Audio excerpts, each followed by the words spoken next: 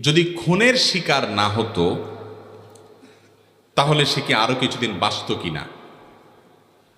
এই প্রশ্নের উত্তরে ইমাম ইবনে তাইমিয়া রাহিমাহুল্লাহ একটা হাদিস উল্লেখ করেছেন, খুব চমৎকার। সে হাদিসটি পেশ করতে চাই। মানুষের তাকদীর, মানুষের হায়াত, রিজিক, এই বিষয়গুলো দুই প্রকার। একটা আছে চূড়ান্ত, একটা আছে অচূড়ান্ত।